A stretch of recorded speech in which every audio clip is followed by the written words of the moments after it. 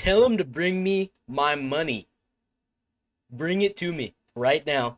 What did I tell you? What did I say? I said Charles Oliveira was going to submit Mateusz Gamrot easily because his grappling is just another level. Gamrot is going to be wrestling with him, and Gamrot won't have the power to get respect from him on the feet, and he's going to get walked down and pressured. Exactly what happened to a T, except I thought it would be a guillotine. It turned out to be a rear naked choke. Charles was able to take him down, which was very impressive. Gamrot is one of the best wrestlers in the division, and Charles just took him down like it was nothing. Um, a lot of people still have this idea that Charles Oliveira can't wrestle. The only guy who's really truly out wrestled him has been Arman Tsarukyan. Islam Makhachev had some success on the ground, but he couldn't really do anything until he rocked Charles on the feet. If you're just going to be a pure wrestler who has good striking but no power, you're not ever going to beat Oliveira. I've been saying it. Guys like Arman Tsarukyan and Makhachev are just way fucking better at grappling than Gamrot is, and that really showed in this fight, dude. Yeah, this was amazing. I want to see Charles Oliveira fight Max Holloway next for the BMF belt. That seems like a pretty obvious fight. That's what I was hoping for after the Ilya fight.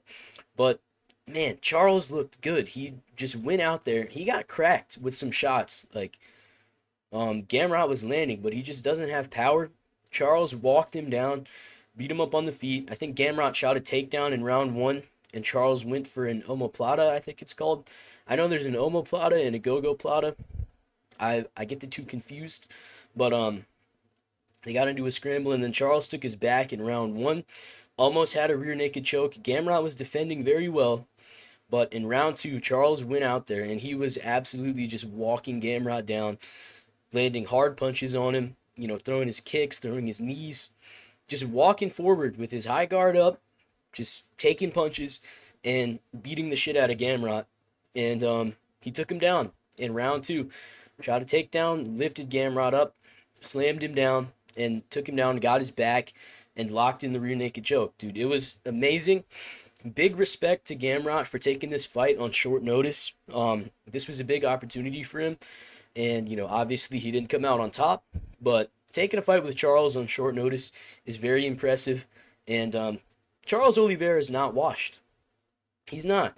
People have been saying he was washed since he lost to Islam Makhachev. I remember he lost to Islam, and then going into the Beneil fight, everybody was like, oh, he's washed. Beneil's going to beat him. Beneil's going to out-wrestle him. And that's what I thought at the time, too. But he destroyed Beneil. Then he lost to Tsarukyan. Then he dominated Chandler. And then he loses to Ilia Topuria, who, according to most fans, including myself, is one of the best fighters ever in MMA history, and he gets knocked out by Ilya, right? And then all of a sudden, you book him against Gamrot, and the odds makers put it at an evens matchup? This was a pick'em fight. This was free fucking money. I'm telling you, if you bet on Charles, you made free money. It was free. The only doubt in my mind was that Charles was going to be washed and hesitant because he got knocked out. That was not the case at all. He walked forward, he took a punch from Gamrot, and he said, dude, this guy's not knocking me out. And he just completely walked him down and dominated him. So I was super happy to see this. Charles is back on top, in position for another big fight. And this was the obvious outcome, in my opinion. This was amazing. And the card was starting to get a little bit stale, too. So this was a perfect way to top off the night. I mean, amazing stuff from Charles Oliveira.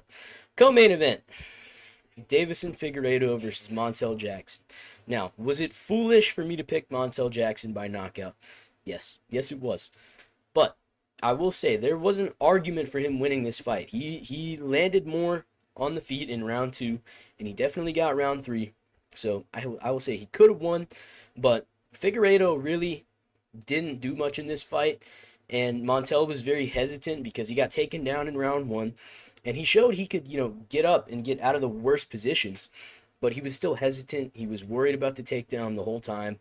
Figueiredo really didn't throw much. He landed a good right hand at the end of round one, but he just limited the fight to very small moments. But in round two, he got the takedown early on. He got an arm triangle that was pretty close, Montel got out of it, and then not much happened. It was just Montel walking forward, not throwing fucking anything. He would throw 2 strikes a minute. This was a very frustrating fight to watch. Um, this really made me angry because I really do think Montel had it in him to do much better. But good win for Figueiredo. He needed this. If he lost this one, dude, it would have been retirement time. So it's good that he was able to win. His wrestling is really good in this division. Um, and Montel Jackson is not as good as I thought he was. But, not much to say about this fight. It was very uneventful. Um, and yeah, good for Figueiredo. He got the win. He needed the win. Close fight. Could have gone either way in my opinion, but I think Figueiredo edged it out with the submission attempt in round 2, and he got round 1 based on a moment at the end of the round. So that's what I was talking about. It was really small moments that, won him the fight. And yeah, it was just very uneventful. So, good win from Figueiredo. This fight, I've got a lot to say about this. They absolutely robbed Joel Alvarez of a first round finish. He punched Luque in the eye. It was clean. There was no foul, no eye poke. Luque thought he got eye poked, which I get it. If you get punched in the eye, it's going to feel like an eye poke. But then the ref, he sees the replay and he says, oh, it was legal. And then he proceeds to give Luque a minute and a half of rest, I think. It might have even been longer. The doctor came in and checked out his eye. So they absolutely robbed Alvarez of a first round finish.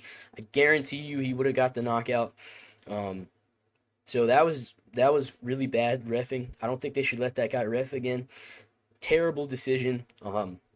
And at that point, what do you do?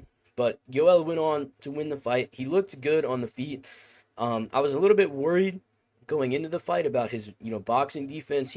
I think, going into the fight, I didn't make a prediction video, but I was saying the whole time in my mind that I think Luque could get him with the counter hook and the overhand, and he was landing those. He was landing on Yoel, but Yoel's got a good chin. Luque wasn't able to hurt him, and Yoel had a really good jab in this fight. He was just throwing that jab out there a lot because he was much taller and longer. That was a very good weapon from him. He looked great in this fight. He looked very calm and composed, and he gassed out a little bit at the end, but he took the fight on like a week's notice.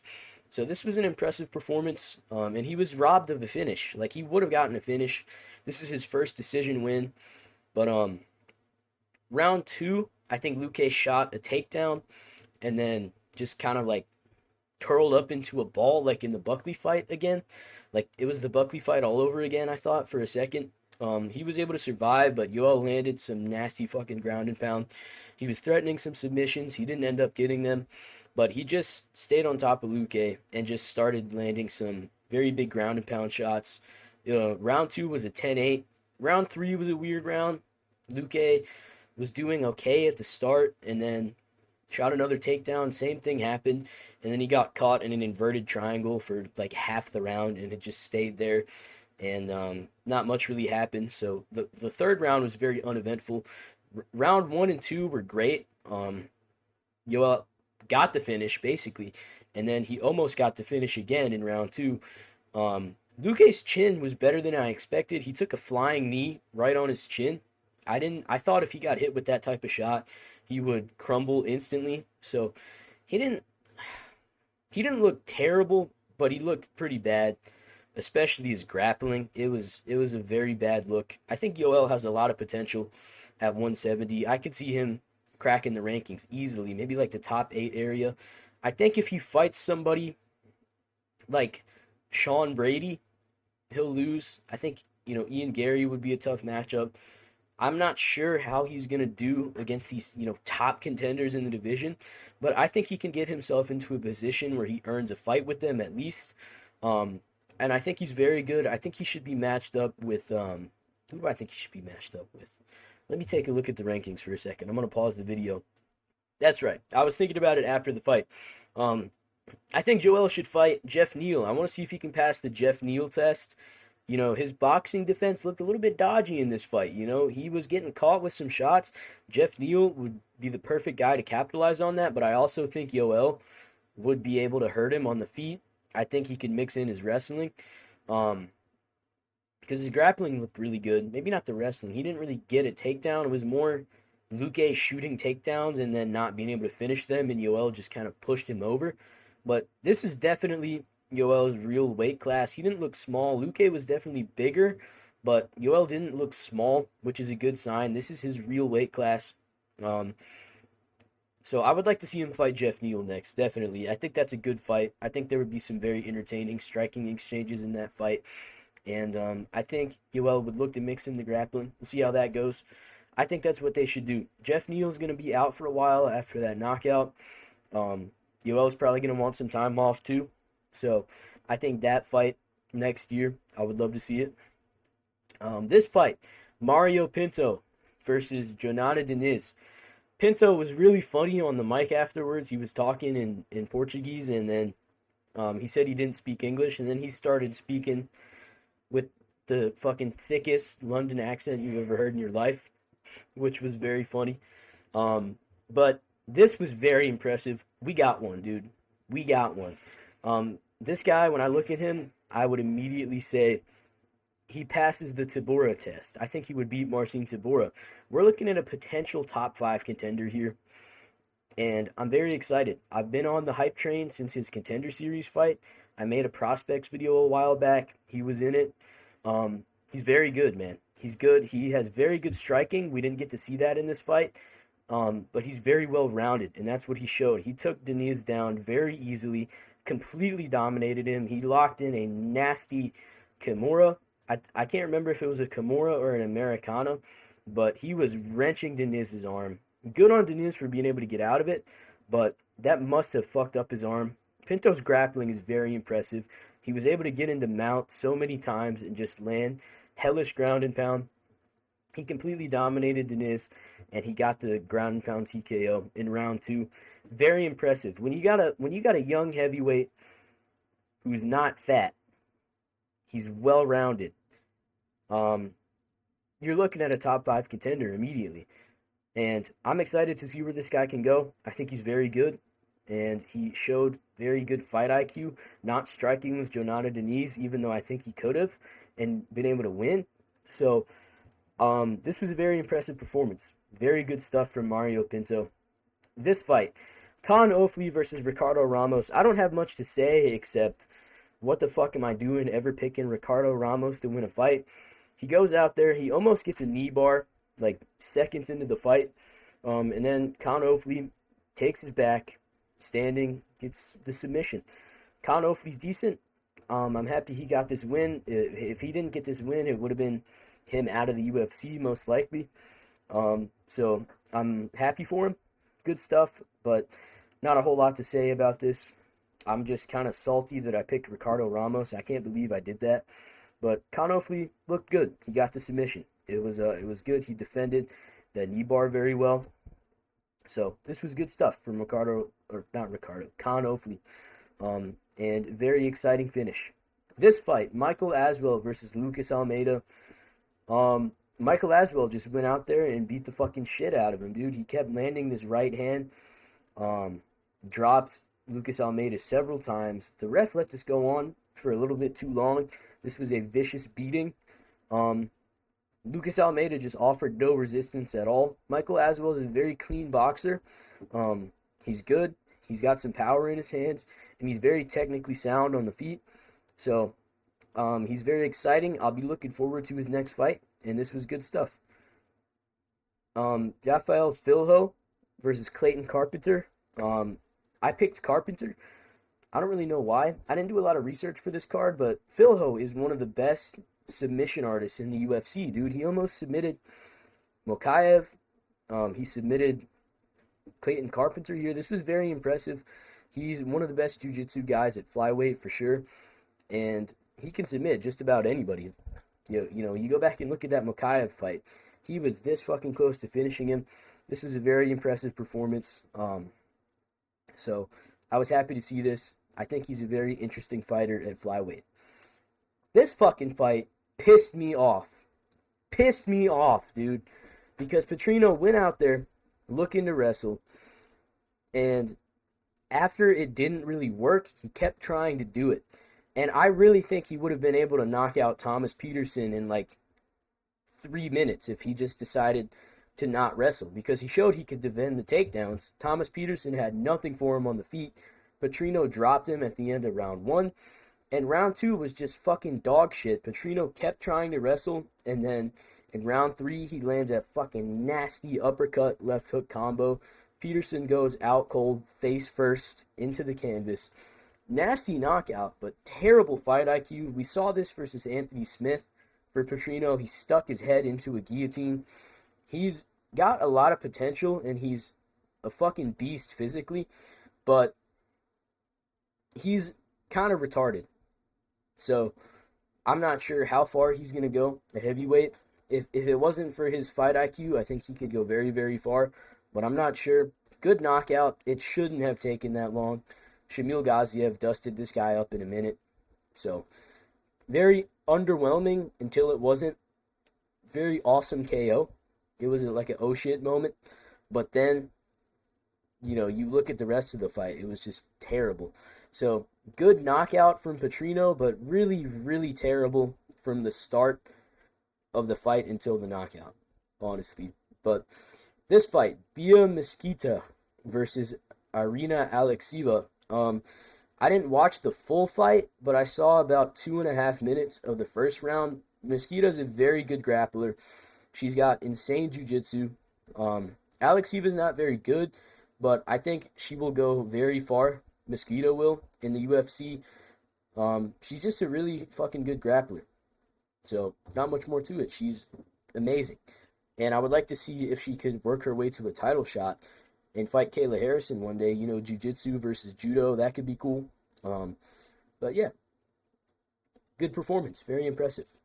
Lucas Rocha versus Stuart Nickel. I was regretting picking Nickel the whole week. I don't know why I stuck with it. I picked him, and then I looked at him, and I was like, dude, he's not going to win. Rocha is a lot bigger. He's just got way more power in his hands, and he's stronger. That was the story of the fight. Lucas Rocha has good takedown defense just in general, and then you pile on the strength advantage. This was just not going to go Nickel's way. He hung in there. He got hit with some big shots on the feet. He was landing a lot of clean shots on Rocha too, but he just did not have the power to do anything to him, really. Rocha kept landing that uppercut. That was very nice. He was going to the body a lot. They were throwing some rolling thunders in this fight. This was a good fight, but Rocha was just way too big and powerful for him, and his takedown defense is very good. Nickel wasn't able to get any respect on the feet, and therefore he wasn't able to implement his grappling game, which is really his bread and butter. So, pretty bad for Nickel. But it was a good fight, and he's very tough. So, yeah, that was cool. This fight, Julia Pilastri versus Karolina Kowalkiewicz. I didn't really know who Pilastri was before this, but now I know, dude. She's really fucking fun to watch. She's a very technically sound women's MMA fighter. I know, that's crazy, isn't it? That's insane. She's got very good boxing. She had a nice jab in this fight. Her kicks were amazing. That's what started the finishing sequence, the head kick. She kept going to the body, too. She really just pieced Kowalkiewicz up the whole time. And this was very, very fun. I recommend that you guys go back and watch this fight if you didn't catch the prelims. This was a very fun fight and very unexpected for me. Because I thought it was going to be a boring decision, but this was great. Julia Pilastri is a very fun fighter to watch. I will have my eye on her now when it comes to women's MMA. I think she's a good prospect. She lost her last fight to Lupi Godinez, but Godinez is very good. So yeah, that was a great fight. I'm happy that it went that way. Good finish, just very exciting from the start to the end. Some of the combos she was landing in this fight were fucking crazy, dude. So I recommend you guys go and watch it. This was great. First fight on the card. Luan Lacerda versus Simon Oliveira. I'm not going to lie to you guys. I don't remember what happened at all. I watched the whole fight, start to finish. I don't know what happened. I'm having Alzheimer's. I'm retarded. I don't know what happened. I know Lacerda got a submission, but I can't remember what submission it was. But Simon Oliveira missed weight by 8 pounds. I think he's 0-3 in the UFC. So, fuck him. Cut him from the UFC. Lacerda looked good. Good stuff. Good card overall. There were lots of finishes. There were some fun fights. It got a little bit stale, starting from the third round of the Alvarez fight. This fight fucking sucked. And then Charles picked it back up, beat the shit out of Gamrot, and submitted him with ease, like I said he would.